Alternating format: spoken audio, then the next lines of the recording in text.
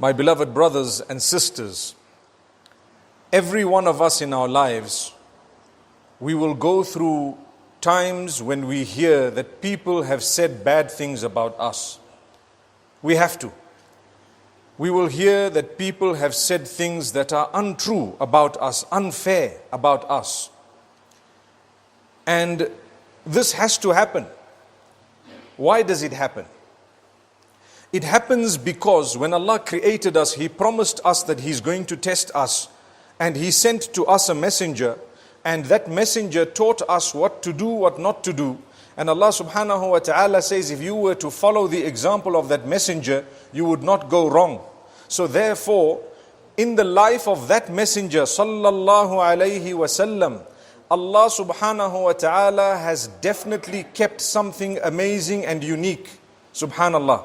What is it that is unique? He has been through times when people have said untrue things about him. Things that are unjustified. So he has been through that, subhanallah. Allah subhanahu wa ta'ala has chosen that if any one of us is to fulfill the sunnah of the Prophet Muhammad sallallahu alayhi wasallam, we would need to go through many things that he went through. And Allah would be testing us. How's your reaction? That's it.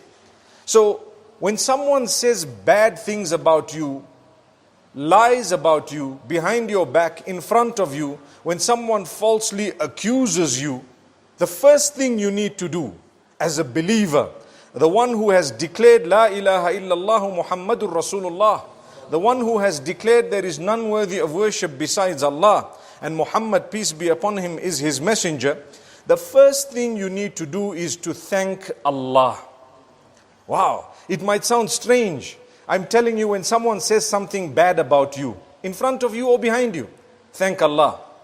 Thank Allah. Alhamdulillah. Alhamdulillah. Don't I sound a little bit cuckoos? A little bit crazy? The reality is no. Allah has chosen you. MashaAllah. Tabarakallah. Allah has chosen you. To do what? Allah is just preparing you to give you that opportunity to go through a certain sunnah that it is impossible to go through until and unless someone accuses you or says hurtful, hateful things about you, lies about you, and so on.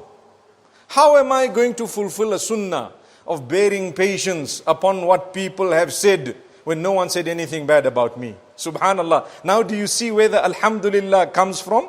Allah says, فَاصْبِرْ عَلَى مَا يَقُولُونَ. Amazing verse. Be patient regarding what they are saying against you. How am I going to be patient when no one said anything against me? So for that, it's impossible for you and I to lead a reasonably long life without someone somewhere down the line doing really nasty things against you. It's more about your relationship with Allah. That's what it is. You believe in Allah? Yes, I do. He created you? Yes, He did. Indeed, I'm going to return to Him. Well, He is the master planner, giving you an opportunity to bear patience upon evil speech, hurtful, hateful, untruths, accusations against you. Bear patience. I ask you a question. You're a good person, brother or sister. You are innocent. You are straight. You are upright. And subhanallah, here you have people saying bad things about you, and you know they are telling a lie. You should say alhamdulillah and feel sorry for them. Feel sorry for them. The Prophet ﷺ was saddened because he was sorry about them and for them. To say they don't know what they are doing. Allahumma hdi qawmi fa innahum la ya'lamun. What amazing statement. Oh Allah, guide my people. They don't know what they are doing. Imagine, Allah chose you. You're a mu'min. In the case of the Prophet ﷺ, he is the messenger of Allah, the most loved unto Allah. What was he saying? Did he curse them and swear them and fight back like what we would do? Subhanallah. Someone says, you are stupid. You say you, your mother, your father and your whole family are stupid. That's what we would say. I hope not anymore. I hope it's not true. I hope what I've just said is not true. But sometimes that's how we react. We think we're a big deal. Someone says something about you, you swear him and his whole community. Subhanallah. Don't do that. Do you know your worth? Do you doubt your worth? I don't doubt my worth. My brothers and sisters, their evil must not make us lose our good. You heard what I just said? You will be judged by Allah based on your qualities, your statements, not on someone else's statements. So when they said something bad that was between them and Allah, they will be judged by what they've said, but because of your slight involvement in the sense that you're the third party on the receiving end, now Allah is watching you to say, but what are you going to do? On his side he failed, or on her side she failed because of what she said.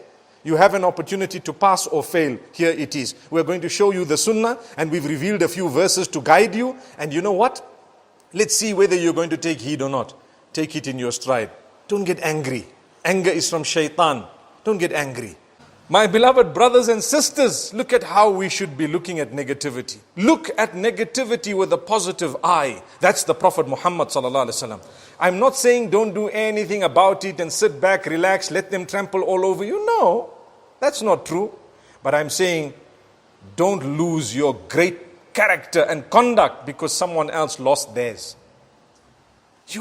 You are your own man. People are watching you. And not only that, you are supposed to be a role model and an example for those younger than you. Be they your family members, children, whoever else, your community members. They're watching you, especially as you grow a little bit older. You automatically become a senior. They will love you and have tremendous respect for you when they can see that this person is very, very wise. They are mature. They are good Muslims. They don't bother with the detractors.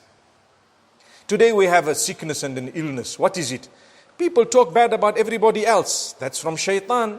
Now I'm talking about the person engaging in the crime. When you want to talk bad about others, you must remember the loss is yours. It's never theirs. When you treat someone badly, it's a debt against your name. It's coming back for you. It will come for you. Subhanallah.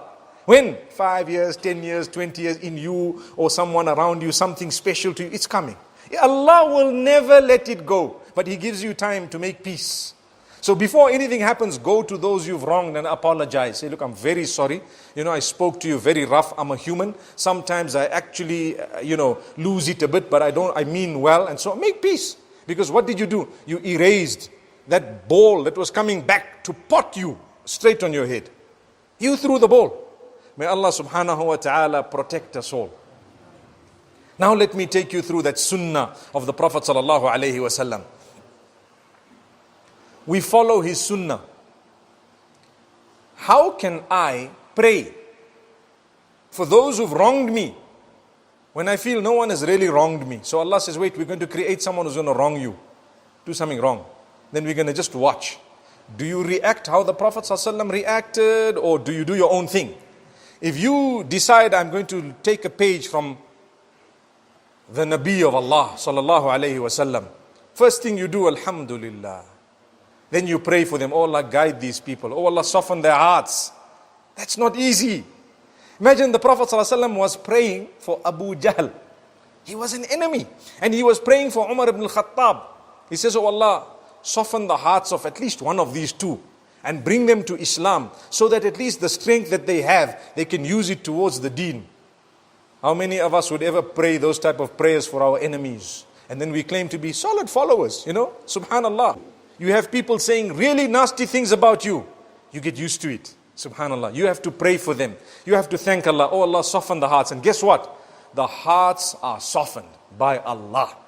He softened the heart of Umar ibn al-Khattab radiyallahu anhu. He softened the hearts of thousands of those who had intended to harm the Messenger sallallahu alaihi wasallam. They became lovers of the Messenger, peace be upon him, that anyone dare take the name of the Prophet sallallahu alaihi wasallam in a negative way, and they are dealt with. Subhanallah. My brothers and sisters, they were trained by the Prophet sallallahu alaihi wasallam to calm down. Calm down. Think about what's going on. And when someone does something against you and I, tell yourself, wallahi, this is my chance. My chance to engage in an act of worship that I would never have been able to engage in had it not been for this issue and this problem. Subhana Rabbi al-A'la. I want to end off by telling you one thing interesting. Many of us go through divorce. Divorce is not a bad thing if it is the last resort. It happens. People have been through it. The Sahaba radiallahu anhum have been through it. What is bad is what you're going to do after that if it is negative. So, divorce, you've been through it, it's a test from Allah. Are you going to stoop so low that after that you're going to speak bad about your ex-spouse? Or you're going to let it go because that was the whole problem and you're going to proceed and progress? Today, people don't realize that we have made lives more difficult after divorce than it was when they were in the marriage that didn't work. Simply because we've got a problem. These kids are mine and not yours. My brother, my sister, they are ours. Not yours, not mine. They belong to Allah, entrusted to the two of us. Allah chose we're going to have kids, and it's no way what you say or I say, it's what Allah says. If you're ready to do that, you're a true mu'min. If not, you failed your test, you're still going to go to the day of judgment. And when you go there, only Allah knows what's going to happen to you. Don't ever get into a habit of saying, I'm going to sort this out on the day of judgment. Because the wisest of people sorts it out here in this world before the hereafter. Because when you get on that day, you don't know, you might just be the one who was wrong. May Allah subhanahu wa ta'ala make it easy for us. So, divorce is something that happens in order to open doors of new ibadah that you would have never been able to fulfill had you not gone through that divorce. So Allah's just testing you. Okay, you went through this, what are you going to do? You either pass it or you fail it. Say good things about your ex-spouse. I want to tell you what to say. You can say, you know what? I believe I was a good person. I believe she was a good person or reasonable person. We didn't get along. We had our differences. We may have done a few things wrong to each other. May Allah forgive us. I'm not prepared to go beyond that. That's a wise man. You saved your tongue for the day of judgment. Man kana yu'minu billahi wal yawmil akhiri falyaqul khayran aw liyasmut. Whoever believes in Allah and the last day, say good words or remain silent, because you know whatever you say is going to be held against you. May Allah subhanahu wa ta'ala grant us goodness and forgiveness, and may Allah make us such that we don't utter bad words about others. And when someone says something bad about us, we take it in our stride, we thank Allah, and we bear sabr, and we deal with it in a positive way, so that we can prove them wrong. May Allah subhanahu wa ta'ala grant us forgiveness and a beautiful lesson. أقول قولي هذا وصلى الله على نبينا.